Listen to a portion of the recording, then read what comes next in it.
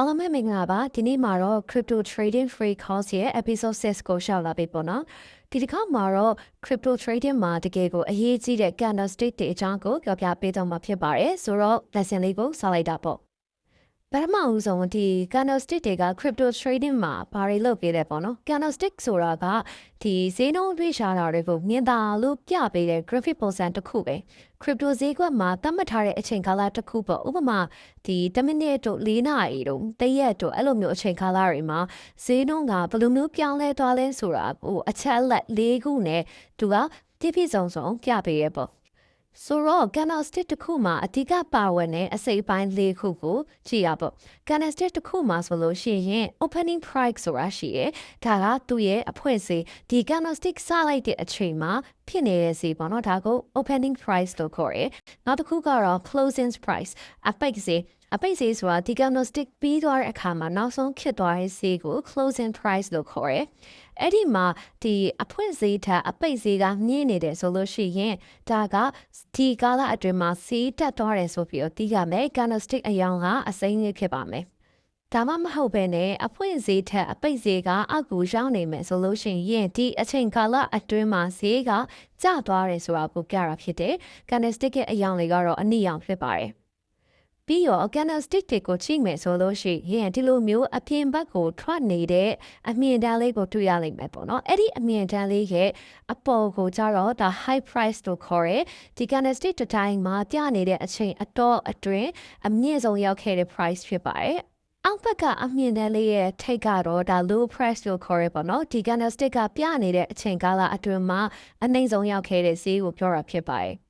ဆိုတော့ဒီမှာကြည့်မယ်ဆိုလို့ရှိရင် candlestick တစ်ခုမှာခက်ကြီးအပိုင်းလေးရဲ့အမြင့်တန်းလေးရဲ့ဆိုပြီးတော့နှစ်ပိုင်းရှိတာကိုတွေ့ရမှာဖြစ်ပါတယ်ဆိုတော့အဲ့ဒီနှစ်ခုကိုဘယ်လိုခေါ်လဲခက်ကြီးအပိုင်းလေးကိုကြတော့ဒီ candlestick ရဲ့ body coding လို့ခေါ်ရပေါ့နော်ဒါကဒီ opening price နဲ့ closing price ကိုပြတာဖြစ်တယ်ဒီကြားထဲမှာကဒီဖွင့်သွားတဲ့အဖွင့်ဈေးရဲ့ပိတ်သွားတဲ့အပိတ်ဈေးရဲ့ကိုပြတာပေါ့နော်အဲ့ရနဲ့ပတ်သက်ပြီးတော့ဒီအဖွင့်ဈေးနဲ့အပိတ်ဈေးပေါ်မူတည်ပြီးတော့ candlestick ရဲ့အကြောင်းကဈေးတက်လာကြလာဆိုတော့ကိုပြတာဖြစ်ပါတယ်ဒီအမြင့်နှလေးကိုကြတော့ wick ဒါမှမဟုတ် shadow လို့ခေါ်ရပေါ့နော်အဲ့ကဘာလို့ပြောရလဲဆိုလို့ရှိရင် opening price နဲ့ closing price မဟုတ်ဘဲနဲ့ဒီအချိန်ကာလအတွင်းမှာအမြင့်ဆုံးရောက်ခဲ့တဲ့ဈေးအနိမ့်ဆုံးရောက်ခဲ့တဲ့ဈေးကိုပြတာဖြစ်ပါတယ်ဆိုတော့ candlestick တစ်ချောင်းကိုပြန်ပြီးတော့ခြုံကြည့်မယ်ဆိုလို့ရှိရင်ဘေးဈေးမှာဒီကန်တော့ကစဖွင့်ပြီးတော့ဖယ်စီမှာပိတ်သွားလဲဆိုတာကို body နဲ့သတ်မှတ်ပြီးတော့ဒီကိုကြည့်တဲ့ဒီအချိန်ကာလတစ်ခုအတွင်းမှာဘလောက်ထိစီအမြင့်ဆုံးရောက်ခဲ့တယ်ဘလောက်ထိစီအနှိမ့်ဆုံးရောက်ခဲ့တယ်ဆိုတာကိုတော့ shadow wick နဲ့ကြည့်ပါတယ်ဆိုတော့ဒီဈေးတက်ခဲ့တယ်ဆိုပြီးတော့အစိမ်းရောင်လေးနဲ့ပြနေတာဆိုလို့ရှိရင်ဒါကို bullish candle လို့ခေါ်ပြီးတော့ဈေးကျတယ်ဆိုပြီးတော့အနီရောင်ပြနေတဲ့ candle လေးတွေဆိုလို့ရှိရင်တော့ဒါက bearish candle လို့ခေါ်ပါတယ်တလောက်ဆိုလို့ရှိရင်တော့ candlestick တစ်ခုမှာပါတဲ့အစိတ်အပိုင်းတွေကိုလည်းခေါ်တက်ပြီး candlestick တစ်ခုကိုတွေ့တယ်ဆိုလို့ရှိရင်ဒါကဘာကိုဆိုလိုတဲ့ candlestick တွေဆိုတာကိုလည်းဖတ်တတ်သွားလိမ့်မယ်လို့မျှော်လင့်ပါတယ်တကယ်တော့ candlestick တွေကဖြစ်တဲ့ပုံမူတည်ပြီးတော့သူတို့ပြောပြတဲ့အကြောင်းအရာတွေကအရန်ကိုလေးနက်တဲ့အရေးကြီးတယ်ပေါ့နော်ဘာဖြစ်လို့လဲဆိုတော့ဒီ candlestick တွေရဲ့အပေါ်မှာဆိုလို့ရှိရင် supply နေရှိပြီးတော့ candlestick တွေရဲ့အောက်မှာဆိုလို့ရှိရင် demand နေရှိတယ်။ဒီနှစ်ဖွဲ့ကအားပြိုင်ရင်လည်း candlestick တွေရဲ့ပုံစံတွေဆိုတာကဖြစ်လာတာဖြစ်တယ်ပေါ့နော်။အရှိအခန်းဒီမှာ strength ရောက်ခဲ့တဲ့လိုမျိုးပဲ supply ကအားတာရင်ဒါကဒီဈေးကျတယ်demand ကအားသားဆိုလို့ရှိရင်ဈေးတက်တယ်ပေါ့ဆိုတော့ဒီ supply နဲ့ demand နှစ်ဖွဲ့အားပြိုင်တဲ့အခါမှာ supply တွေကအားတာသွားတဲ့အချိန်candlestick တွေကအပေါ်ကနေပြီးတော့ဖိခံလိုက်ရတာဖြစ်တဲ့အတွက်ကြောင့်မို့လို့ opening price တက်ဒီ closing price ကအောက်ရောက်သွားတယ်အဲ့ဒီအချိန်မှာ candlestick ကအနီရောင်ပြောင်းသွားပြီးတော့ bearish candle ဈေးချနေတဲ့ candle ဆိုပြီးတော့ဖြစ်သွားတာဖြစ်တယ်အဲ့ဒီလိုပဲဒီအောက်မှာရှိတဲ့ demand တွေကအားတာသွားလို့အပေါ်ကိုတွန်းတင်လိုက်တဲ့အခါမှာ opening price တက်ဒီ closing price ကအပေါ်ကိုရောက်သွားတာဖြစ်တဲ့အတွက်ကြောင့်မို့လို့ candlestick ကအစိမ်းရောင်ဖြစ်သွားပြီးတော့ bullish candle ဖြစ်သွားတယ်အဲ့လိုနည်းနဲ့ trader တွေက candlestick တွေကိုကြည့်ပြီးတော့ဈေးကွက်က supply များနေလား demand တွေများနေလားဆိုတာကိုသိနိုင်တယ်ပြီးတော့ဒီအနာဂတ်မှာဘာတွေဖြစ်နေလဲဆိုတာကိုဒါတွေကိုကြည့်ပြီးတော့ခန့်မှန်းရတာဖြစ်ပါတယ်ဆိုတော့ candlestick တွေရဲ့ပုံစံကအရေးကြီးရလို့ပြောဖြစ်ပြီးဆိုတော့ဒီ trader တွေကဈေးကွက်ခန့်မှန်းဖို့ရာကိုသုံးတဲ့ candlestick ပုံစံလေးတွေကိုဆက်ပြီးတော့ပြောပြသွားပါမယ် candlestick တွေမှာဆိုလို့ရှိရင်ဒီ candle ကိုတွေ့ရဆိုလို့ရှိရင်တော့ဒါက bullish ဈေးတက်မယ်ဆိုတဲ့အရေးအရာဟောပြတဲ့ candle ဒါမှမဟုတ်ဒီလို candle ကိုတွေ့ရဆိုလို့ရှိရင်တော့ bearish ဈေးကျမယ်လို့ပြောရဲ candle ဒါမှမဟုတ်ဒီလို candle ဆိုလို့ရှိရင်တော့ supply ရော demand ရောကအားမျှနေတဲ့လို့ပြောရဲ neutral candle ဆိုပြီးတော့၃မျိုးရှိရပေါ့နော်ဆိုတော့ bullish ပေါ်စားပြီးတော့ကြည့်ရပေါ့ bullish မှာဆိုလို့ရှိရင်ပထမဆုံးတစ်ခုကို hammer လို့ခေါ်ရဲသူရဲ့ပုံစံလေးကိုကြည့်မယ်ဆိုလို့ရှိရင်သူရဲ့အပေါ်မှာ weight ကမရှိဘူးအောက်မှာတော့ weight ကအရှိကြီးရှိတယ်ဒါကဘာလို့ပြောစင်တာလဲဆိုလို့ရှိရင် demand ဆိုငါသူတွေကဒီ price ကိုအပေါ်ကိုဆောင်ပြီးတော့တွန်းတင်လိုက်တဲ့ဆိုတဲ့သဘောတနည်းအားဖြင့်ဆိုလို့ရှိရင် demand တွေကအားအရန်ကောင်းနေပြီဆိုတဲ့သဘောမျိုးမှာတက်ရောက်တာဖြစ်တယ်ဆိုတော့ဒီလိုမျိုး handmark candle လေးတွေကို market ထဲမှာဈေးတွေကကျနေရင်လည်းမှဒီလို candle ပေါ်လာပြီးဆိုလို့ရှိရင်ဈေးကျတာကအရှိန်ရပ်သွားနိုင်တယ်၊နဲသွားနိုင်တယ်။ဒီနည်းအားဖြင့်ဆိုလို့ရှိရင်ဈေးတက်ဖို့ကိုအစာပြိုးလာပြီးလို့ signal ပေးတာဖြစ်ပါတယ်။နောက်ထပ်တစ်မျိုးကတော့ hammer နဲ့ပုံစံတူဒါပေမဲ့အယောင်မတူတဲ့ hanging man ပဲဖြစ်ပါတယ်။သူကဘာကိုပြောရလဲဆိုလို့ရှိရင်ဈေးတွေကတက်နေတဲ့အချိန်မှာဒီလိုမျိုး hanging man ပုံစံပေါ်လာပြီးဆိုလို့ရှိရင်ဒါကတတိထားရမယ့်အချိန်ဖြစ်ပြီးဘာဖြစ်လို့လဲဆိုတော့ဒီ supply နဲ့ demand မှာ supply ကများလာပြီးဖြစ်တဲ့အတွက်ကြောင့်မို့လို့closing price က opening price တဲ့နှိမ်သွားတယ်အဲ့ဒီအတွက်ကြောင့်မို့လို့အပေါ်ကနေပြီးတော့ selling pressure တွေစပြီးတော့ပေးနေပြီဆိုရယ် signal ပဲဖြစ်ပါတယ်ဆိုတော့ဒီလိုမျိုးလေးတွေတွေ့တယ်ဆိုလို့ရှိရင်တော့ဈေးကကျနိုင်တယ်ကျတော့မယ်ဆိုရယ်သဘောတရားလေးတက်ရောက်ပါတယ်ဆိုတော့ဒါလေးကိုတွေ့ရဆိုလို့ရှိရင်တော့ bearish signal အနေနဲ့မှတ်ထားလို့ရပါတယ်နောက်ထပ် candle ပုံစံတစ်မျိုးကတော့ခုနကပြူပုံစံလေးကိုမှဖြားမြန်ဖြစ်နေတဲ့ဟာပေါ့နော်အဲ့ဒီမှာအစိမ်းရောင်လေးကိုတော့ inverted hammer လို့ခေါ်ပါတယ်ဒါကိုတော့ bullish signal အနေနဲ့မှတ်ထားလို့ရပါတယ်ဘာဖြစ်လို့လဲဆိုတော့သူရဲ့ width ကိုကြည့်မယ်ဆိုလို့ရှိရင်အမြင့်ဆုံးဈေးကနေပြီးတော့အောက်နားရဲ့အထီကိုဒီ selling pressure ကိုဝင်ထားရပေါ့နော်ဒီ supply တွေကဖိထားတယ်ဒါပေမဲ့သူ့ရဲ့ဒီ open price ထက်ကိုမှ close price ကပိုပြီးမြင့်သွားတာဖြစ်တဲ့အတွက်ကြောင့်မို့လို့ demand တွေကဈေးကွက်ထဲကိုစပြီးတော့ဝင်လာပြီးဆိုတဲ့အဓိပ္ပာယ်ဖြစ်ပါတယ်အဲ့အတွက်ကြောင့်မို့လို့ဈေးတွေအခုကျနေတဲ့အချိန်မှာဒီလိုမျိုး inverted hammer လေးပေါ်လာပြီးဆိုလို့ရှိရင်ဒါက trend ပြောင်းနိုင်နေဆိုတဲ့အဓိပ္ပာယ်ပဲဖြစ်ပါတယ်ဆိုတော့နောက်ထပ်တစ်မျိုးပုံစံသားပါမယ်နောက်ထပ်တစ်မျိုးကတော့ခုနကတစ်ခုနဲ့ပုံစံတူပဲဒါပေမဲ့အနီရောင်ဒါကို shooting star လို့ခေါ်ပါတယ်သူကဘယ်နေရာမှာဖြစ်တယ်လဲဆိုရင်ဈေးကအတက်ဘက်ကိုသွားနေတဲ့အချိန်မှာဈေးကတက်တာတော့တက်တဲ့အတွက်ကြောင့်မလို့သူရဲ့ weight ကအပေါ်ဘက်မှာရှိနေရပေါ့နော်ဒါပေမဲ့အဲ့ဒီအချိန်မှာပဲဈေးကွက်ထဲကို selling pressure supply တွေကဝင်လာတာဖြစ်တဲ့အတွက်ကြောင့်မို့လို့open price အဖွင့်ဈေးထက်ပေါ့နော်အပိတ်ဈေးကအောက်ကိုရှောက်သွားတယ်အဲ့အတွက်ကြောင့်မို့လို့ supply နေစဝင်လာပြီး trend ကတော့ပြောင်းတော့ဘယ်တော့ဆိုပြီးတော့ signal ပေးတဲ့သဘောတရားဖြစ်ပါတယ်ဆိုတော့နောက်ထပ် candlestick ပုံစံတစ်မျိုးကိုဆက်သွားရပေါ့အဲ့ဒါကတော့ candlestick 3ချောင်းနဲ့ပုံစံဖြစ်ပါတယ်ပထမတစ်ခုကတော့ candlestick အစိမ်းရောင်တွေချီပဲ3ခုစက်တိုက်တန်းနေတာကိုခေါ်ရဖြစ်ပါတယ်သူရဲ့နာမည်ကတော့ three soldiers ပါဒါကဘယ်လိုအဓိပ္ပာယ်လဲဆိုတော့ဈေးဘက်ထဲမှာ buying pressure တွေပေါ့နော် demand တွေကများလာပြီးဈေးကအတက်ဘက်ကိုသွားဖို့ကိုအချိန်ကစလာပြီးဆိုတဲ့အဓိပ္ပာယ်ဖြစ်ပါတယ်အဲ့ဒါနဲ့ပြောင်းမြန်တော့ဒီ candlestick အနေ3ခုတန်းနေရပေါ့နော်သူ့ကိုတော့ three screws လို့ခေါ်ရပေါ့နော်ဒီဟာကလည်းခုနကလိုပဲဈေးကွက်ထဲမှာ supply နဲ့ selling pressure တွေများလာပြီးဈေးကွက်ကကျဖို့ကိုအချိန်ယူနေပြီဆိုတဲ့အဓိပ္ပာယ်ပဲဖြစ်ပါတယ်ဆိုတော့နောက်ထပ်candlestick ပုံစံတစ်မျိုးကိုသွားမယ်ပေါ့နော်ဒီတစ်ခုမှာကကြတော့ bullish ကော bearish ကော candlestick နှစ်ချောင်းနဲ့ကြည့်ရမှာပါသူ့ကိုတော့ engulfing candle ချုံမုံထားတဲ့ candle ဆိုပြီးတော့ခေါ်ရပေါ့နော်ဘာဖြစ်လို့လဲဆိုတော့အရှိမရှိတဲ့ candle ကိုအနောက်မှာပေါ်လာတဲ့ candle ကအစအဆုံးချုံမုံထားတဲ့ပုံစံဖြစ်တဲ့အတွက်ကြောင့်မို့လို့ပေါ့နော်ဆိုတော့သူရဲ့အတိတ်ဘက်ကပါလဲဆိုရင်ပထမတစ်ခု bullish engulfing candle အဲ့မှာဆိုလို့ရှိရင်ဒီအရှိမကဒီဈေးကျခဲ့တဲ့ bearish candle ရှိတယ်ဒါပေမဲ့အဲ့ဒီ bearish candle ပြီးသွားတဲ့နောက်မှာဈေးကွက်ထဲကို demand တွေကအားကောင်းကောင်းနဲ့ဝင်လာတဲ့အတွက်ကြောင့်မို့လို့ candlestick bullish candlestick အစိမ်းရောင်ကြီးကလုံးဝအရှိန်ပြင်းပြင်းနဲ့တက်သွားပြီးတော့အရှိမရှိခဲ့တဲ့ bearish candle ကိုချုံမုံသွားတယ်။ဒါမျိုးဆိုလို့ရှိရင်ဒါ market ထဲမှာ demand တွေများလာပြီဆိုတဲ့အဓိပ္ပာယ်ဖြစ်ပါတယ်။အဲ့တော့ကြောင့်မလို့ demand များလာရင်ဈေးကတက်မယ်ဆိုတဲ့အရှိန်ရောင်ပါ။အဲ့ဒါနဲ့ပြောင်းမြန်အရှိကဒီ bullish candleအသေးလေးကိုအစိမ်းရောင်အသေးလေးကိုအနောက်က bearish candle အနီးအချီးကြီးကအစအဆုံးခြုံသွားရဆိုလို့ရှိရင်ဒါကဈေးကွက်တွေကို supply နဲ့အများကြီးဝင်လာပြီးဈေးကကြာရိတ်တန်းလာပြီးဆိုတဲ့အဓိပ္ပာယ်ပဲဖြစ်ပါတယ် နောက်ထပ် candlestick ပုံစံတစ်မျိုးကတော့အစည်းအဝေးထဲမှာ supply ရော demand ရောအားတည်တဲ့အခါမှာဘယ်သူမှမနိုင်မဲနဲ့အားညီမျှနေတဲ့အခြေအနေကိုပြရဲcandle မျိုးစားပဲဖြစ်ပါတယ်။အခုဒီမှာကြည့်မယ်ဆိုလို့ရှိရင် candle ဒီမှာ wick တွေကအရှိကြီးဆိုပေမဲ့ body ကလည်းပပလေးဖြစ်နေတာတွေ့ရမှာဖြစ်ပါတယ်။ဒီလိုကအမျိုးအစားကိုတော့ doji လို့ခေါ်ပါတယ်။ဒီလိုမျိုးလေးတွေတွေ့တယ်ဆိုလို့ရှိရင်ကိုကဘာကိုသိထားမလဲဆိုရင်ဟုတ်ပြီဈေးကွက်ထဲမှာ supply နဲ့ demand နဲ့ကအားညီနေတယ်ဘယ်သူမှလည်းအားမတဘူးအဲ့အတွက်ကြောင့်မို့လို့နောက်ထပ်ဈေးကကျဆင်းနေကြမယ်တက်ဆင်းနေတတ်မယ်ဖြစ်ချင်းဖြစ်သွားနိုင်တယ်ဆိုတာလေးကိုသိထားဖို့လိုအပ်ပါတယ်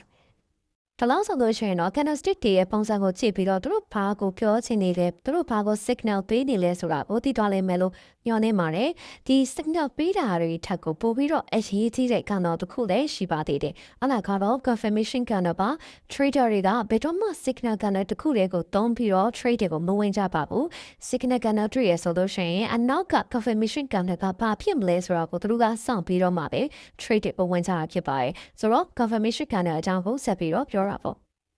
confirmation candle ဆိုတာက trade ထူးထူးတော့မဟုတ်ဘူးရိုးရိုး bullish နဲ့ bearish candle တွေဖြစ်တယ်ပေါ့နော်ဆိုတော့သူတို့ကဘယ်လိုဖြစ်လို့ confirmation candle လို့ခေါ်ရလဲဆိုရင်ဒီအရှိမပြခဲ့တဲ့ signal candle ရဲ့နောက်မှာ bullish လိုက်လား bearish လိုက်လားကိုကြည့်ပြီးတော့ confirm ယူရတာဖြစ်တဲ့အတွက်ကြောင့်မလို့ဖြစ်ပါတယ်ဥပမာဆိုလို့ရှိရင်အရှိမ bullish candle အနေနဲ့ signal တစ်ခုပြသွားတယ်ဒါဆိုလို့ရှိရင် sequence ကို confirmation ယူဖို့ဒီ signal ရဲ့နောက်မှာပါလိုက်တယ်ဆိုတာကြည့်ရမယ်ပေါ့နော်ဒီ bullish signal ရဲ့နောက်မှာ bullish candle တခုပါလာရင်ဆိုလို့ရှိရင်ဒါကဈေးတက်ဖို့ကို confirm ဖြစ်တယ်လို့သတ်မှတ်လို့ရတယ်အဲ့လိုမှမဟုတ်ဘူးဒီ bullish signal ရဲ့နောက်မှာ bearish candle ကြီးကကပ်ပြီးတော့ပါနေတယ်ဆိုလို့ရှိရင်ဒါကအရှိရ signal ကအလုပ်မလုပ်ဘူးဆိုရဲသဘောပဲဖြစ်ပါတယ်အဲ့ဒီတိုင်းပဲ bearish signal ရဲ့နောက်မှာ bearish candle က line နေမှာပဲဒီ bearish signal ကအလုပ်လုပ်တယ်ဒီ bearish signal ရဲ့နောက်မှာ bearish candle ကမလိုက်ဘူးဆိုလို့ရှိရင်ဒါအရှိရ signal ကအလုပ်မလုပ်ဘူးဆိုရဲသဘောပဲဖြစ်ပါတယ်ဆိုတော့ဒါကဒီ confirmation candle ဆိုတာဒီလိုမျိုးကိုပြောတာဖြစ်တယ်ပေါ့နော်ဒီအရှိမပြောခဲ့တဲ့ဒီ bullish angle fin တို့ bearish angle fin တို့ဆိုတာကလည်းဒီသဘောတရားပဲဖြစ်ပါတယ်ဆိုတော့ဒီလောက်ဆိုလို့ရှိရင်တော့ဒီ candlestick ရဲ့ signal တွေ confirmation တွေကိုဘယ်လိုမျိုးကြည့်ရမလဲဆိုတာကိုစာတွေ့အားဖြင့်တော့သဘောပေါက်သွားလိမ့်မယ်လို့မျှော်လင့်ပါတယ်လက်တွေ့သိနိုင်ဖို့အတွက်တကယ် real time market chart ပေါ်မှာဒီ candlestick လေးတွေကိုတွားကြည့်ရအောင်ပါတွားကြည့်တော့မယ်ဆိုတော့လိုအပ်တာကအရှိကအခန်းတွေမှာပြောခဲ့တဲ့ download လုပ်ဖို့ပြောခဲ့တဲ့ဒီ trading view ဆိုတဲ့ application လေးကိုစာပြီးတော့သုံးပါတော့မယ်အခုဒီမှာဆိုလို့ရှိရင်ပြောသွားရင်းနဲ့မှာဒီ trading view ထဲမှာရှိတဲ့ function features တွေအကြောင်းကိုလည်းတွဲပြီးတော့ပြောပြပေးတော့မယ်ပေါ့နော်အခုလက်ရှိမှာမြင်နေရတာကဒီ trading view တဲ့ပုံဝင်ချင်းမှာတွေ့ရမယ် home page ပဲဖြစ်တယ်ဆိုတော့ကိုက coin တစ်ခုကိုရှော့ရမယ်ဆိုလို့ရှိရင်ဒီအလေးအောက်နားလေးက explore ဆိုတာလေးရှိတယ်အဲ့ဒါကိုဝင်မယ်ပြီးတော့ရင်ဒီညာဝက်တောင်ကမှန် blue ပုံလေးကိုနှိပ်မယ်အခုက bitcoin BTC ကိုရှော့မှာဖြစ်တဲ့အတွက်ကြောင့်မလို့ BTC ဆိုပြီးတော့ရိုက်ရှာလိုက်မယ်ဒါဆိုလို့ရှိရင်ဒီ Bitcoin အများကြီးကျလာလိမ့်မယ်ပေါ့နော်ကျလာတဲ့အခါမှာ pay chat ကိုရွေးရမလဲဆိုရင်ဒီ Binance Spot ဆိုတာလေးပါတဲ့ဒီ chat ကိုရွေးရမှာဖြစ်တယ်ဆိုတော့အဲ့ဒါလေးကိုနှိပ်လိုက်မယ်ပြီးတော့ပြီဆိုလို့ရှိရင်ဒီအောက်က trade ဆိုတာလေးတွေကိုနှိပ်လိုက်ပါမယ်ဒါဆိုလို့ရှိရင်တော့ဒီ trader တွေကြည့်ပြီးတော့ဒီ trade နေချဒီ candlestick တွေအများကြီးပါတယ်ဒီ chart တစ်ခုကိုတွေ့ရမှာဖြစ်ပါတယ်candlestick တွေကအများကြီးဖြစ်တာဖြစ်တဲ့အတွက်ကြောင့်မလို့တွေးသမျှ candlestick ကိုအကုန်လုံးလိုက်ကြည့်နေစရာမလိုပါဘူး candlestick တွေကိုကြည့်ရမယ်အရေးကြီးတဲ့နေရာတွေရှိပါတယ်ဆိုတော့ဘယ်နေရာတွေမှာကြည့်ရမလဲကြည့်ရမယ့်နေရာနံပါတ်1ကတော့ trend line မှာ trend line ဆိုတာကဒီ market ရဲ့ line ရ market ရဲ့ trend ကိုပြပေးတဲ့ line ကိုပြောတာဖြစ်ပါတယ်ဆိုတော့ market ရဲ့ line ရ market ရဲ့ trend ဆိုတာဘာကိုပြောရလဲပေါ့နော်အဲ့ဒါကိုပြဖို့အတွက်ခုဒီမြင်နေရတဲ့ candlestick လေးတွေကိုနည်းနည်းလေးချဲ့ကြည့်မယ်ပေါ့နော် trading view မှာချဲ့တာကပုံမှန်ဒီပုံတွေကိုထုံလာချဲ့တယ်လို့မျိုးပဲဒီလက်လေးနှစ်ချောင်းနဲ့ပဲဆွဲပြောချဲ့လိုက်ရတယ်ချုံနေတယ်ဆိုလို့ရှိရင်လက်လေးနှစ်ချောင်းဆွဲပြောချုံလိုက်ရတယ်ပေါ့နော်ဆိုတော့ချဲ့လိုက်တဲ့အခါမှာဒီမြင်နေရတာလေးတွေကတိတ်ပြီးတော့အဆင်မပြေသေးဘူးနည်းနည်းပုတ်ပြေပြေလို့ဒီဖြစ်နေရပေါ့နော်ဆိုတော့ကိုကတောင်းလိုက်အားဖြင့်ချုံချင်တယ်ချဲ့ချင်တယ်ဆိုလို့ရှိရင်ဒီဘက်ဘေးကဒီခဏန်းလေးတွေကိုအပေါ်ဆွဲလိုက်တဲ့ solution ရဲ့ down လိုက်အပြင်ခြေတာအောက်ဆွဲလိုက်တဲ့ solution တော့ down လိုက်အပြင်ချုပ်ပါဖြစ်သွားပြီဒီလိုအရင်ဆွဲလိုက်တဲ့ solution တော့ဒီလိုမျိုးလေးပေါ့နော်ဟိုပြပြလေးဖြစ်သွားလိမ့်မယ်ပေါ့နော်ဆိုတော့ကိုအဆင်ပြေတဲ့လိုမျိုးတွေခြုံပြီးတော့ချဲပြီးတော့ခုဒီမှာနေရာတစ်ခုကိုထားလိုက်ပါမယ် အခုဒီမှာကြည့်မယ်ဆိုလို့ရှိရင်ဈေးခွက်ကအတက်ဘက်ကိုတွားနေတဲ့ဈေးတက်နေတဲ့နေရာလေးကိုတွေ့ရမှာဖြစ်ပါတယ်။ဒါမျိုးကို uptrend ဈေးတက်နေတဲ့ market လို့ခေါ်ရပေါ့နော်ဈေးတက်နေတဲ့ trend လို့ခေါ်တယ်။ပြီးတော့ရင်ဒီဘက်နေရာလေးမှာကြတော့ဈေးကအပေါ်ကိုလည်းထောင်မတက်ဘူးအောက်ကိုလည်းမစင်းတော့ဘူးဒီဘေးတက်ဆောင်လေးတွားနေတာကိုတွေ့ရမှာဖြစ်ပါတယ်။ဒါမျိုးကိုတော့ sideways market ဒီဈေးတည်ငြိမ်နေတဲ့ market လို့ခေါ်ရပေါ့နော်။ဆိုတော့ဒီဘက်ကိုနည်းနည်းလေးထပ်သွားကြည့်တဲ့အခါမှာဈေးကဒီအောက်ကိုဒီလိုမျိုးဆင်လာတွေ့ရလိမ့်မယ်ဒါဆိုလို့ရှိရင်တော့ဒါကဈေးကျနေတဲ့ market ဖြစ်တယ်ဒါကို down trend ဈေးကျနေတဲ့ trend ဆိုပြီးတော့ခေါ်ပါတယ်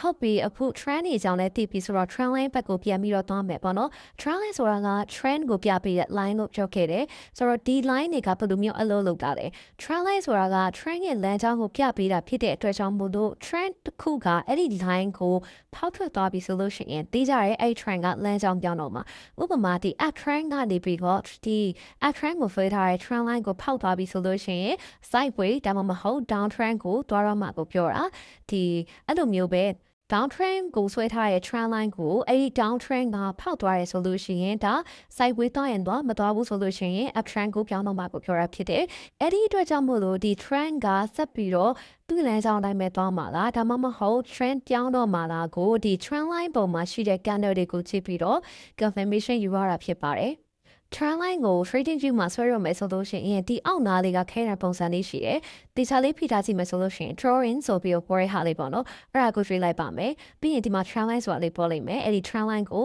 နှိပ်လိုက်ပါ။ဒါဆိုလို့ရှိရင်ဒီအပေါင်းပုံစံမျိုးလေးနဲ့ဒီအလဲမှာအမှတ်လေးနဲ့ဟာလေးတစ်ခုပေါ်လာလိမ့်မယ်ပေါ့နော်။အဲ့ဒါကဒီ trend line အစကိုစမှတ်ဖို့ဖြစ်ပါတယ်။ဆိုတော့ကိုကဒါလေးကိုနှိပ်ပြီးတော့ကို trend line စဆွဲခြင်းတဲ့နေရာနားလေးကိုနှိပ်လိုက်ပါမယ်။ပြီးရင်တော့ဒီ trend line ကိုဒီ uptrend ပုံစံလေးပေါ့နော်ဒီ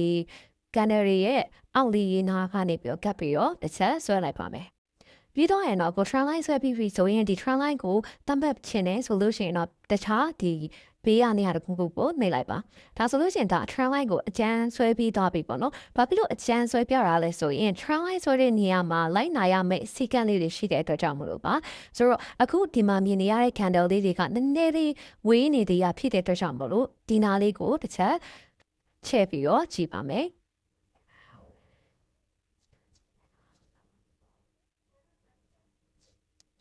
ဒါဆိုလို့ရှိရင်တော့ပြချင်တဲ့ trend line ကိုတေချာလေးမြင်ရပြီပေါ့နော်ဒီမှာဆိုလို့ရှိရင် trend line ကိုဆိုတဲ့နေရာမှာလိုက်နိုင်ရမယ့်စီကံတွေကပါလဲဆိုတော့ trend line ဆိုတဲ့နေရာမှာအနည်းဆုံးအမှတ်3ခုကိုဆက်မရပါမယ်ဘယ်လိုအမှတ်3ခုလဲဆိုတော့ဒီ trend line ရဲ့ submat ပြီးရင် trend line ရဲ့ကိုနောက်ဆုံးထိတဲ့အစုံမှတ်ရဲ့ပြီးတော့ဒီအလဲနားလေးမှာအမှတ်တစ်ခုပေါ့နော်1 2 3ဆိုပြီးတော့ဒီလိုမျိုးအနည်းဆုံးအမှတ်3ခုရှိမှာပဲ trend line တစ်ခုကိုစပြီးတော့ဆွဲလို့ရမှာဖြစ်ပါတယ်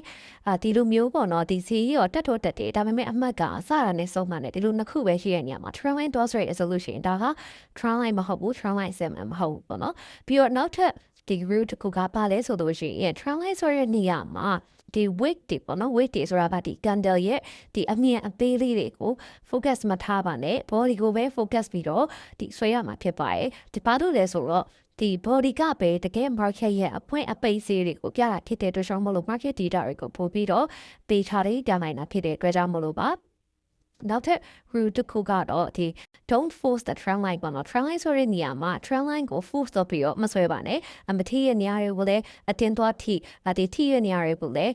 မထိသလိုမကြော်သွားပေါ့နော်အဲ့လိုမျိုးအရင်ကြီး force တော့ပြီးတော့ကိုလို့သလိုဆွဲပြီးတော့ဒါ trend line ဆိုပြီးတော့ဆွဲတာမျိုးတွေလည်းမလုပ်ပါနဲ့ဒါဆိုလို့ရှိရင် trend line ကအစစ်မှန် trend line မဟုတ်တော့ဘူးပေါ့နော်ဆိုတော့အခုဒီ trend line မှာဆိုလို့ရှိရင်ဘာတွေမှားနေလဲဆိုတော့ခုနကအကျန်းဆွဲလိုက်တာဖြစ်တဲ့အတွက်ကြောင့်မို့လို့ဒီလိုမှာဒီလိုနေရာလေးတွေဆိုလို့ရှိရင်ပေါ့နော်ဒီမှာ trend line ဖားတဲ့နေရာမှာမဟုတ်ဘဲနဲ့ trend line ရာကွာနေတယ်ပြီးတော့ဒီဆိုလို့ရှိရင်ဒီမှာ weight data မထိဘူးပေါ့နော်ဆိုတော့ဒီမှာကိုအမှတ်တွေမထိသွားဘူးဖြစ်တယ်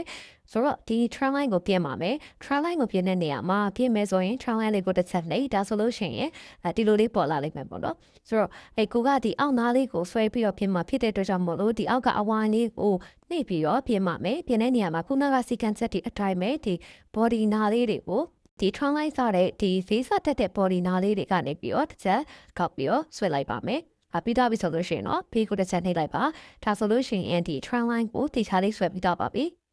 trend line ဆိုပြီးတော့ပြီဆိုတော့ဒီ trend line ပေါ်မှာရှိနေတဲ့ counter ရဲ့ signal confirmation တွေကိုတစ်ချက်ကြည့်ကြည့်ပါမယ်ဆိုတော့ zoom in လေးတစ်ချက်လုပ်ပါမယ်ဆိုတော့ trend line စတဲ့နေရာမှာဘာလေးပေါ်လဲဆိုတော့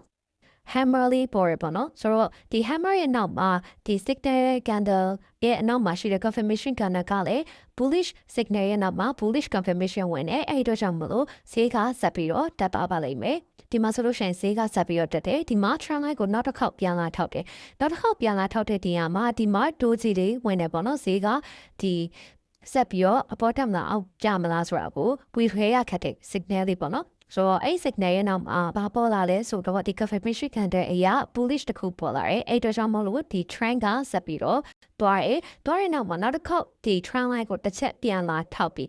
ပြန်လာထောက်တဲ့နေရာမှာပဲ signal လေးပေါ်လဲဆိုတော့ဒီ hanging man bearish signal လေးပေါ်တယ်ဒါပေမဲ့သူ့ရဲ့နောက်မှာရှိတဲ့ confirmation candle က bearish confirmation မဟုတ်ဘဲနဲ့ bullish candle လေးဖြစ်နေရပေါ့နော်အဲ့တော့ကြောင့်မလို့ trend ကဆက်ပြီးတော့တက်နေရမကြဘဲနဲ့ဆက်ပြီးတော့တက်နေရဒါပေမဲ့တိထားရမှာကဒီနေရာကနေစပြီးတော့ဒီ selling pressure တွေပေါ့နော်စပြီးတော့ဝင်နေပြီဖြစ်တဲ့အတွက်ကြောင့်မလို့နောက်တစ်ခေါက် trend ကိုပြန်ပြီးတော့ထောက်တဲ့အချိန်မှာဒီ trend ကိုဆက်ပြီးတော့တွားဖို့ကအားလျော့နေပြီဆိုတာကိုဒီကလေးကကြိုပြီးတော့သိနိုင်ပါတယ်ဆိုတော့ပြောတဲ့အတိုင်းပဲပေါ့နော်ဒီ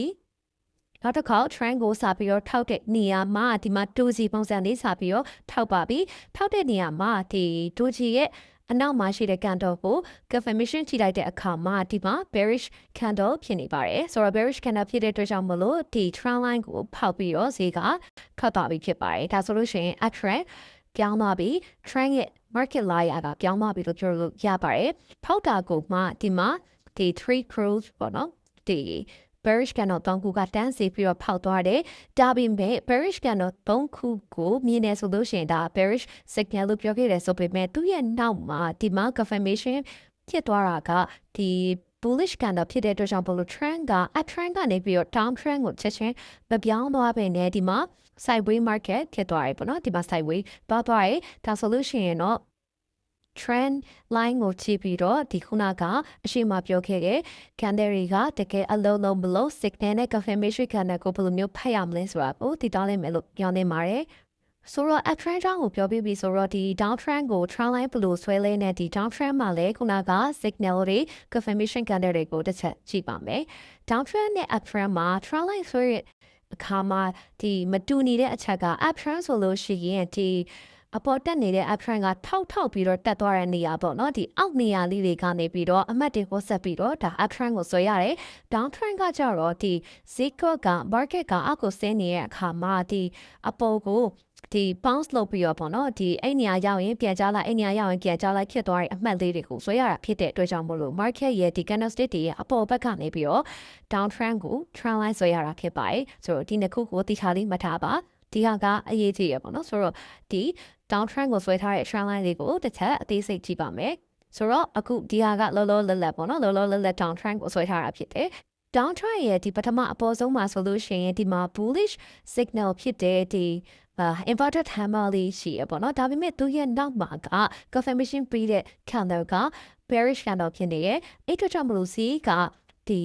စမတက်သွားပဲနဲ့ကြာရိပ်ပန်းလာရပေါ့နော်ဒါပေမဲ့လေဒီဈေးကအရှိမပေါ့နော်ဒီ3 soldier နဲ့အရှင်ဟုံနဲ့တက်လာဖြစ်တဲ့အတွက်ကြောင့်မလို့ချက်ချင်းကြီးမပြောင်းသွားပဲနဲ့ဒီတရက်လောက်ကိတ်ခံပြီးတော့မှပဲနောက်ထပ်ဒီ signal တစ်ခုထပ်ပြီးတော့ပေါ်တယ်ဒီမှာဆိုလို့ရှိရင်ဒါ hanging man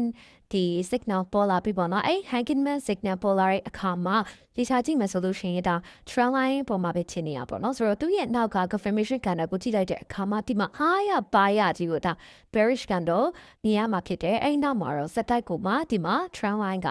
down trend ကိုအားရပါရပြသွားတယ်ပေါ့နော်အခုချိန်ထိလေသူကဒီမှာဆက်ပြီးတော့တွားနေတော့မှဖြစ်ပါတယ်ဆိုတော့နောက်ထပ်တစ်ခေါက်ပေါ့နော်နောက်ထပ်တစ်ခေါက်ဒီမှာ trend line ကိုထပ်ပြီးတော့ထိတဲ့အခါမှာဒီတူချီလေးပေါ်လာပါတယ်တူချီလေးပေါ်လာတဲ့နောက်မှာသူ့ရဲ့နောက်မှာ confirmation ကဟုတ်ပြီဒါ bearish candleဖြစ်တဲ့အတွက်ကြောင့်မို့လို့ဒီ trend ကဆက်ပြီးတော့ကြာပြီးတော့ဒီမှာနောက်ထပ် bounce ပြန်ပြီးတော့လာရပေါ့နော် bounce ပြန်ပြီးတော့လာတဲ့အခါမှာဒီတစ်ခေါက် trend line ကိုဒီတဲ့ bounce ကတူချီလေးဖြစ်နေတယ်ဒါပေမဲ့သူ့ရဲ့နောက်မှာ confirmation ကဒီမှာ bearishအတိုင်းအကြီးကြီးကိုမှထပ်ပြီးတော့ပေါ်တယ်အဲ့အတွက်ကြောင့်မလို့ထပ်ပြီးတော့ကြားရပေါ့နော် ဆိုတော့နောက်တစ်ခါထပ်ပြီးတော့ဒီ trend line ကိုထိတဲ့အခါမှာတွေ့ရတဲ့ signal ကဒီမှာ bearish engulfing ဖြစ်တယ် bearish engulfing ဖြစ်တဲ့အတွက်ကြောင့်မို့လို့ဒီ trend line က bearish signal ပေါ့နော် signal ရဲ့နောက်မှာကိုက confirmation ကိုကြည့်မယ်ဆိုလို့ရှိရင်ဒီမှာ bearish candle ကိုပေါ်လာတယ်အဲ့အတွက်ကြောင့်မို့လို့ဒီဈေးကွက်ကအကြဘက်ကိုဆက်ပြီးတော့သွားမယ်ပေါ့နော်အခုဒီမှာကတော့ဒီ down trend ကဆက်ပြီးတော့ဖြစ်နေတော့မယ်ဒီနေရာမှာတစ်ချက်လာထောက်ပြီးသွားပြီဆိုလို့ရှိရင်ဘာဆက်ဖြစ်မလဲဆိုတာခါတော့ဒါကစောင့်ကြည့်ရမှာဖြစ်ပါတယ်ဆိုတော့ဒီလောက်ဆိုလို့ရှိရင်တော့ဒီ trend line ကို down trend မျိုး up trend ရောကိုဒီ trend line သုံးပြီးတော့ signal တွေ confirmation တွေကိုကြည့်ပြီးတော့ဘယ်လိုမျိုးခံမှန်းလို့ရလဲဆိုတာကိုသဘောပေါက်နားလည်ထားလိမ့်မယ်လို့ပြောနေပါတယ်အခုဆက်ပြီးတော့ပြောမှာကတော့ဒီ candlestick တွေရဲ့ signal တွေ confirmation တွေကိုကြည့်ရမယ်နောက်ထပ်အရေးကြီးတဲ့နေရာပေါ့နော်အဲ့ဒါကတော့ဒီ support and resistance level ဖြစ်ပါတယ်ဒီ support and resistance level ဆိုတာကဘာလို့ပြောရလဲဆိုရင်ဈေးကွက်ထဲမှာဒီ buying pressure တွေပြီးမဲ့ဒီ buyer တွေအများဆုံးစုနေတဲ့ demand zone ပြီးတော့ဒီ selling pressure တွေပြီးမဲ့ seller တွေအများကြီးစုနေတဲ့ဒီ supply zone တွေကိုဒီ support and resistance level တွေကိုကြည့်ပြီးတော့ပြီးနိုင်ပါတယ်ဆိုတော့ဒီ support level မှာဆိုလို့ရှိရင်ဈေးအကျကိုစောင့်ဝေတဲ့ဒီ demand တွေဆိုတဲ့နေရာမို့လို့အဲ့ဒီနေရာတွေကိုရောက်တယ်ဆိုလို့ရှိရင်ဈေးကျတာကရပ်သွားလိရှိပါတယ်ဒီ resistance level မှာဆိုလို့ရှိရင်ဈေးအမြင့်ကိုစောင့်ရောင်းတဲ့ supply တွေစုနေတဲ့နေရာဖြစ်တဲ့အတွက်ကြောင့်မို့လို့အဲ့ဒီနေရာကိုရောက်တယ်ဆိုလို့ရှိရင်ဈေးတက်တာကရပ်သွားလိရှိပါတယ်အခုဒီ support and resistance level တွေကိုမြင်သာအောင်လို့ line လေးဆွဲပြပါမယ်support and resistance line ကိုဆွဲမယ်ဆိုတော့ခုနကအတိုင်းပဲဒီခဲရပုံစံလေးတွေကိုတော့မယ်ပြီး horizontal line ကိုရွှေ့မယ်ပြီးရင်ဒီလိုဆုံးဖြတ်လေးရှိထားပြီဆိုလို့ရှိရင်ကိုထားချင်တဲ့ line နေရာကိုထားရမယ်ပေါ့နော်ဆိုတော့ဘယ်နေရာကိုထားမှာလဲအခုက resistance line ကိုဆွဲမှာဖြစ်တဲ့အတွက်ကြောင့်မလို့ resistance line နေရာကိုကြည့်ပါမယ် resistance line ဆိုတာကခုနကပြောပြတဲ့အတိုင်းပဲဒီ seller တွေကဒီ selling pressure ပေးဖို့ပေါ့နော်ရဖို့အတွက်စောင့်နေရဲ့အချိန်ဖြစ်တဲ့အတွက်ကြောင့်မလို့ဈေးအမြင့်မိုင်းမှာရှိပါတယ်ဒီ market ရဲ့အပေါ်ဘက်မှာရှိရပေါ့နော်ဆိုတော့ market ရဲ့အပေါ်ဘက်မှာဒေချာကြည့်မယ်ဆိုလို့ရှိရင်ဒီမှာအဲ့လိုနေရာရောက်သွားတိုင်းမှာဈေးတွေကစက်မတက်တော့ဘဲနဲ့တနေ့ကျလာတဲ့နေရာတွေရှိပါတယ်ဒီမှာဆိုလို့ရှိရင်တနေရာဒီမှာဆိုလို့ရှိရင်တနေရာဒီမှာဆိုလို့ရှိရင်နောက်ထပ်တနေရာပေါ့နော်အဲ့လိုနေရာတွေရှိရဲ့ဒါကို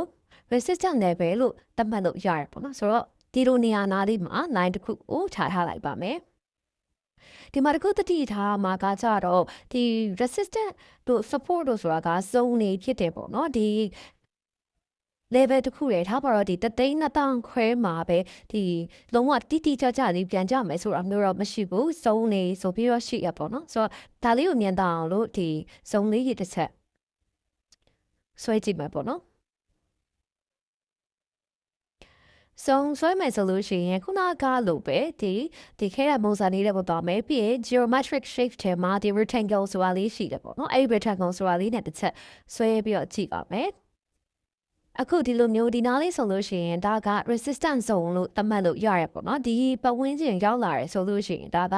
ဈေးပြဲကျနိုင်တယ်ဆိုပြီးသဘောပဲဖြစ်ပါတယ်ဒီဟာကတော့ဒီအကျန်းဆွဲပေးထားတာမို့လို့တနေ့လေးတော့ချိနေတယ်ဒါကို resistance level လို့ခေါ်ရပေါ့နော်ဒီ resistance zone resistance line ဆွဲရနားလေးပါဆိုတော့ resistance line ပြီးသွားပြီဆိုတော့ support line ကိုစပြီးတော့ဆွဲမှာပေါ့နော် support line ကိုမဆွဲခင်မှာဒီကိုကြည့်နေတဲ့ line တွေမရှုပ်ဖို့အတွက်မလိုအပ်တဲ့ line တွေကိုတစ်ချက်ပြန်ပြီးတော့ဖယ်မယ်ပေါ့နော်ခုနကဆွဲထားတဲ့ဒီ up trend နဲ့ down trend line တွေကိုဖယ်ပါမယ်ဖယ်မယ်ဆိုလို့ရှိရင်လည်း line လေးကိုတစ်ချက်နှိပ်ပြီးရင်ဒီမှာအမိုက်ပေါင်းပုံစံလေးကိုနှိပ်လိုက်ရပြီဒီတိုင်းပဲပြန်ပြီးတော့ဖြတ်လိုက်ပါမယ်ဆိုတော့နောက်တစ်ခုဒီ support level ကို set ပြီးတော့ဆွဲမယ်ပေါ့နော် support level ကို set ပြီးတော့ဆွဲမယ်ဆိုလို့ရှိရင်ခုနကဒီ horizontal line ကိုပဲဒီ clone လုပ်လိုက်လို့ရတယ်ပေါ့နော် duplicate လုပ်လိုက်လို့ရတယ်အဲဆိုတော့ duplicate လုပ်တဲ့ solution တွေရပေါ့နော်ခုနကတစ်ချက်ညံတော့လို့ပြန်ပြပါမယ်ဒီ line ကိုလည်း set နှိပ်မယ်ပြီးရင်ဒီ asset 30ကိုနှိပ်မယ်ပြီးရင် clone ဆိုတာလေးရဲ့ကိုနှိပ်လိုက်ပါမယ်ဒါဆိုလို့ရှိရင်ဒီ horizontal တစ်ခုထပ်ပြီးတော့ထွက်လာပါလိမ့်မယ်ပေါ့နော်ဆိုတော့အခုကဒီ support level ကိုသွားမယ် resistance zone ကဒီ seller တွေက selling pressure ပေးဖို့ရောင်းမှုဆောင်နေတဲ့နေရာဆိုတော့ဒီ support level ဒီ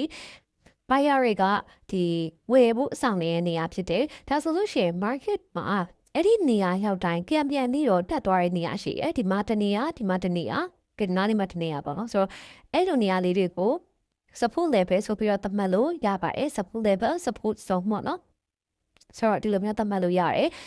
ဆိုတော့ဒီဟာလေးကိုလည်းဆုံးတစ်ခုအနေနဲ့မြင်အောင်လို့ခုနကဟာလေးကိုပဲဒီ clone လုပ်ပြီးတော့ထပ်ပြီးတော့ street ကြည့်ထားလိုက်ပါမယ်ဒါဆိုလို့ရှိရင်ဒီမှာ resistance zone support zone ဆိုပြီးတော့ဆွဲပြီးတော့ပဲပေါ့နော်ဆိုတော့ဒီ resistance နဲ့ဒီ support တွေပေါ်မှာရှိတဲ့ candle တွေကိုစပြီးတော့မဖတ်ခင်မှာ trading မှာအရေးကြီးတဲ့သိထားစရာတစ်ချက်ရှိပါတယ်အဲ့ဒါကိုသွားပြီးတော့ကြည့်မယ်ပေါ့နော်အခုဒီ chart လေးကိုတစ်ချက်ခြုံပြီးတော့ကြည့်လိုက်ပါမယ်ခြုံပြီးတော့ကြည့်လိုက်တဲ့အခါမှာအခုဒီမှာဒီ support line ဆိုပြီးတော့ဆွဲထားတဲ့ line ဒီအရင်လုံးကအတိတ်မှာတော့ကဒါဒီ market ရဲ့ resistance level ဖြစ်ခဲ့ရကိုတွေ့ရမှာဖြစ်ပါတယ်ဆိုတော့ trader တရားအနေနဲ့သိထားရမှာကအရင်တုန်းကဖြစ်ခဲ့တဲ့ဒီ resistance level ဒီနောက်တစ်ချိန်မှာ support အနေနဲ့ဖြစ်တယ်အရင်တုန်းက support ဖြစ်ခဲ့တဲ့ level ဒီနောက်တစ်ချိန်မှာဒီ resistance အနေနဲ့လုပ်တယ်ပေါ့နော်ဆိုတော့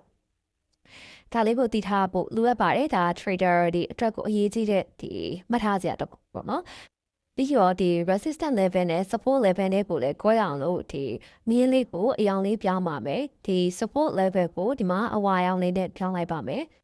ဆိုတော့အခုခုနကဆွဲခဲ့တဲ့ဒီ support line ပေါ်ကဒီ signal လေးတွေကိုစပြီးတော့ candle လေးတွေစပြီးတော့ကြည့်ပါမယ် candle လေးတွေကိုကြည့်ရခါမှာဒီကိုမမီးရမှာတပုတ်ကအခုဒီ support level ဆိုပြီးတော့ကြည့်နေတဲ့ line ဒီအရှိပေါ့နော်ဒီမတိုင်ငင်အထိကိုဒီအရှိမှာ resistance line အနေနဲ့ hello လုပ်နေတဲ့ line ဖြစ်တယ်ဆိုတော့ resistance line ဆိုတာကတည်တဲ့အတိုင်းပဲ market ကိုဈေးတွေဆက်မတက်အောင်လို့ဒီ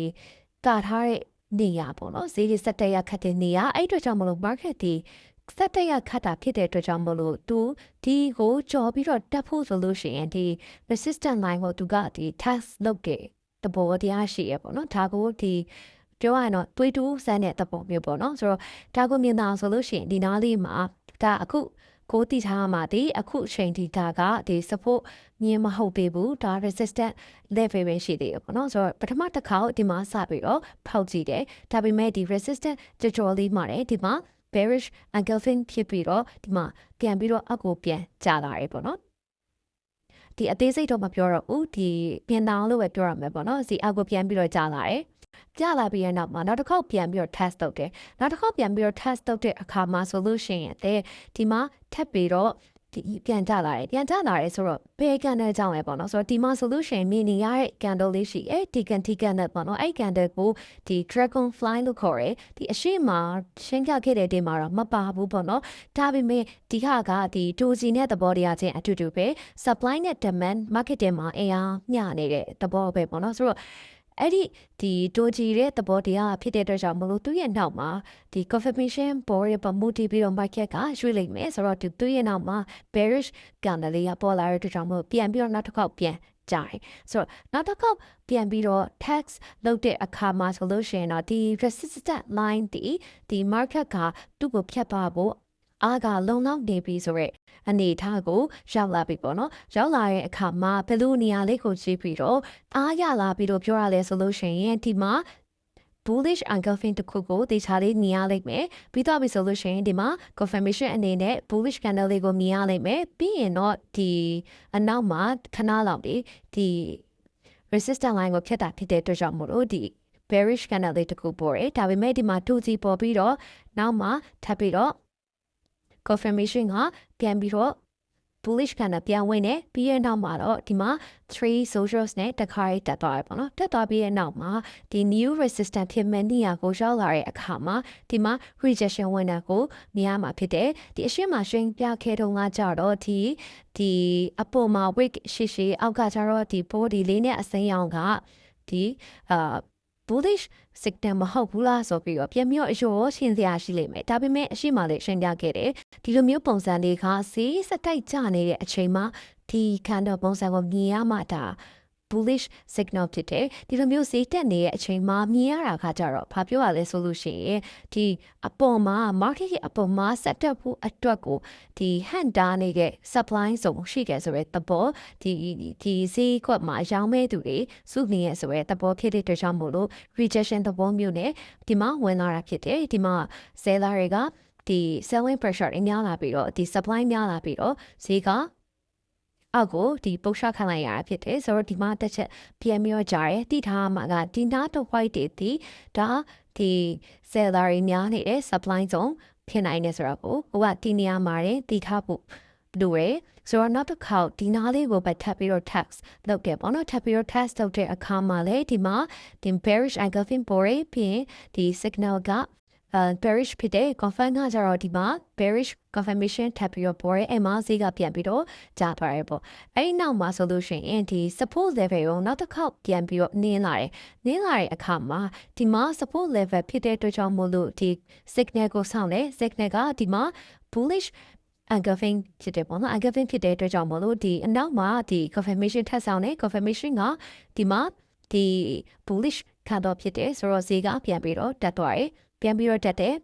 ပြီးသွားပြီဆိုလို့ရှိရင်ဒီမှာနောက်တစ်ခေါက်ဒီနားလေးကိုရောင်းလေးပြန်ပြီးတော့ကြားလာတယ်ပြန်ပြီးတော့ကြားလာတဲ့အခါမှာဒီမှာခုနကအရှိမရှင်းပြခဲ့တဲ့လိုမျိုး dragon fly နေပြန်ပေါ်ရပြီးရင်ဒီမှာ confirmation ပြန်ပေါ်ရဆိုတော့ပြန်ပြီးတော့ဈေးကပြန်တက်သွားရပေါ့ဒီမှာဆိုလို့ရှိရင်လေခုနကဒီ supply တွေပေါ့နော် seller စုနေရနားလေးမှာပဲဒီမှာတေချာကြည့်ပါဒီနေရာမှာဒီ supply နဲ့ demand အားပြိုင်ပြီးတော့2စီလေးစပြီးတော့ပေါ်ထားပါတယ်ပေါ်ထားတဲ့အတွက်ကြောင့်မို့လို့ဒီလိုနေရာကနည်းနည်းအန်ဒီရများရဲဆိုသူဆက်ပြီးတော့တက်တယ်ဆိုပေမဲ့ဒီမှာ rejection တွေစပြီးတော့ဝင်နေပြီဒီမှာ selling pressure တွေစပြီးတော့ဝင်နေပြီအဲ့ဒီနောက်မှာတော့ဒီမှာဒီ bearish candle စပြီးတော့ပေါ်ရပေါ့နော်ပေါ်ပြီးရဲ့နောက်မှာတော့ဒီမှာဈေးကပြန်ပြီးတော့ကြားတယ်ပြန်ပြီးတော့ကျပြီးရဲ့နောက်မှာတော့ကိုဒီမှာပါချိမယ်ဆိုလို့ရှိရင်ဒီ support level ဒီအလုံးလုံးဖို့ကိုအားလျှော့လာပြီဆိုတော့ sign တွေဒီ candle လေးတွေကပြနေတယ်။ဘာလဲဆိုလို့ရှိရင်ဒီမှာဒီ bearish candle အရှိကြီးကိုတွေ့ရမှာဖြစ်တယ်။အရှိကြီးရဲ့ wick ဒီ support level ကိုဖောက်သွားတယ်။ဘာဖြစ်လို့ဒီအရှိကြီးဖြစ်နေရလဲဆိုလို့ရှိရင်ဒါ institution ကြီးတွေပေါ့နော်။ဒီ way တွေဒီ crypto တွေအများကြီးပိုင်ထားတဲ့သူတွေအခုက Bitcoin track ကိုကြည့်နေရဖြစ်တဲ့အတွက်ကြောင့်မလို့ Bitcoin အများကြီးပိုင်ထားတဲ့သူတွေကဒါ selling pressure ခေါင်းနဲ့ဖိချလိုက်တဲ့အတွက်ကြောင့်မလို့ဒီအများကြီးကြာလာတယ်ပေါ့နော်ဆိုတော့အဲ့နေရာမှာတစ်ခေါက်ဒီမှာဒီ support level ကိုသူတို့ပြန်ပြီးဆမ်းပြီးသွားပြီဒါပေမဲ့ support level ကနေပြီးတော့အဲ့နေရာနားလောက်ကနေပြန်တက်လာတဲ့ market ဖြစ်တယ်ဆိုတော့အဲ့နောက်မှာတော့ဒီမှာဒီ three crows ပေါ့နော်ဒီမှာဒီ bearish အနေနဲ့စပြီးတော့ပေါ်ရနေရာမှာထပ်ပြီးတော့ confirmation နဲ့ပေါ်ရ confirmation ပေါ်ရအခါမှာတော့ဒီ support level ကိုတန်းလေးဖောက်ခတ်သွားတယ်ဒါပေမဲ့ဒီ support level နာဖြစ်တဲ့အတွက်ကြောင့်မို့လို့အရှိမလဲ resistance level နာဖြစ်ခဲ့တယ်အခုလည်း support level အနေနဲ့အလုံးလုံးနေတဲ့နာဖြစ်တဲ့အတွက်ကြောင့်မို့လို့တစ်ခေါက်တော့ဒီမှာတေးလေးပြန်ပြီးတော့တက်လာတယ်ပြန်တက်လာပြီးနောက်မှာဆိုလို့ရှိရင်ဒီမှာ new resistance ပုံစံမျိုးလေးပေါ့နော် new resistance ပုံစံမျိုးရှိရယ်ဒီ resistance တေးလေးပေါ့နော်တေးလေးပုံစံမျိုးရှိရယ်ဒီနေရာမှာပဲနောက်တစ်ခေါက်ပြန်ပြီးတော့ rejection တွေဝင်ပြီးတော့ပြန်ပြီးတော့ကျလာတဲ့အခါမှာတော့ဒီနားလောက်မှာဒီ market ကမခံနိုင်တော့ဘဲနဲ့ဒီ new support နေရာပေါ့နော် support နေရာကိုဖောက်ပြီးတော့အခုအောက်ကိုဆင်းသွားတာကိုတွေ့ရမှာဖြစ်ပါတယ်ဒီလောက်ဆိုလို့ရှိရင်တော့ support and resistance level ပေါ်မှာဒီ candles တွေကိုဘယ်လိုမျိုးဖတ်မလဲဆိုတာကိုလေဒီသားလေးမဲ့လို့ပြောနေပါတယ်ဆိုတော့ဒီနေ့ lesson လေးကတော့ဒီလောက်ပါပဲ candlestick တွေအကြောင်းကိုဒီခါလေးလေးတည်သွားမယ်ဘယ်လိုမျိုးဖတ်မလဲဘယ်လိုနေရာတွေမှာအရေးကြီးလဲပြီးရင်ဒီ trend line တွေဘယ်လိုဆွဲရလဲ support and resistance တွေဘယ်လိုမျိုးသတ်မှတ်ရမလဲစားတဲ့အကြောင်းအရာတွေကိုဒါလေးတဖို့ပေါင်းသွားလေးမှတို့ပြောလင်းပါတယ်နောက်ထပ် lesson တွေမှာကတော့ဒီ candlestick တွေရဲ့ဖြစ်နေတဲ့ပုံကိုချပြီးတော့ပေါ်နေတဲ့ pattern တွေအရစီး command တဲ့ဒီ candlestick chart pattern တွေကိုပြောပြပေးသွားမှာဖြစ်ပါတယ်ဆိုတော့ပြောနေကြအတိုင်းပဲကိုက crypto trade တော့မယ်ဆိုပြီးတော့ဒီ Binance account ဖွင့်ထားရဆိုလို့ရှိရင်အဲ့ဒီ Binance account က trading fees တက်တဲ့ account ဖြစ်ဖို့ကအရင်အရေးကြီးရပေါ့နော်ဆိုတော့အခုချိန်ဒီ Binance account လေးမဖွင့်ရသေးဘူးဆိုလို့ရှိရင်တော့ဒီ crypto မဲ့ရဲ့ referral code နဲ့သုံးပြီးတော့ဖွင့်ဖို့အကြံပေးချင်ပါတယ်ဘာဖြစ်လို့လဲဆိုတော့ crypto မဲ့ရဲ့ referral code ကိုသုံးမယ်ဆိုရင်ဒီ trading fees တွေကိုတက်လုံး 20% discount ရမယ့်အပြင် crypto မဲ့ကနေပြီးတော့ဒီ code user တွေအတွက်တည်တံ့လုပ်ပေးထားတဲ့ VIP groupကိုလည်းဝင်ခွင့်ရှိမယ်ပေါ့နော်ဒီ VIP group မှာဆိုလို့ရှိရင်ဒီ trading လုပ်တာကြာပြီးဖြစ်တဲ့ pro trader တွေကိုရန်တင်ပေးနေတယ်ဒီ market ကိုသုံးသပ်တဲ့ market analysis တွေဒီသူတို့ trading တွေကိုသူတို့ trade တွေဘယ်ချိန်မှာဖွင့်နေဘယ်ချိန်မှာပိတ်တယ်ဆိုတာကိုပြပေးတဲ့ trading signal တွေနဲ့ဒီ market အတွက်ကိုအရေးကြီးတဲ့ up to date news တွေကိုအချိန်နဲ့တပြေးညီတင်ပေးနေတာဖြစ်ပါတယ်ဒီ group ကဒီဘလောက်ပဲပတ်စံပေးဝင်လို့မရပါဘူး ကုတ်သုံးပြီးတော့ Binance account ကိုဖွင့်ထားတဲ့သူတွေအတွက်ပဲတည်တံ့ဖြစ်ပါတယ်။အဲ့ဒါတွေအပြင်ဒီ CryptoMate ဘက်ကနေပြီးတော့လစဉ်လာတိုင်းလုပ်ပေးနေတဲ့ campaign တွေ giveaway တွေကနေပြီးတော့ exclusive special award တွေကိုလည်းဒီ Gold user တွေအနေနဲ့ခန်းစားခွင့်ရှိပါသေးတယ်။အဲ့အတွက်ကြောင့်မလို့ကိုကအခုချိန်ထိ Binance account မဖွင့်ရသေးဘူးဆိုလို့ရှိရင် CryptoMate ရဲ့ကုတ်နဲ့ဖွင့်တာကရရှိမှအများကြီးအကျိုးရှိတဲ့အတွက်ကြောင့်မလို့ဒီကုတ်လေးသုံးပြီးတော့ဖွင့်ဖို့မပေးဖို့ထပ်ပြီးတော့အကြံပေးချင်ပါတယ်။တကယ်လို့အခုဒီဗီဒီယိုကကိုယ့်အတွက်အကျိုးရှိတယ်ဆိုလို့ရှိရင်ကိုလိုပဲ crypto ကိုလေ့လာနေတဲ့သူတွေလည်းထပ်ဆင့်ပြီးတော့လေ့လာလို့ရအောင်လို့အခုဗီဒီယိုလေးကို share သွားပေးလို့ရပါတယ်။အားလုံးပဲနောက်ထပ် lesson တွေမှာကြံတွေ့ကြမယ်နော်။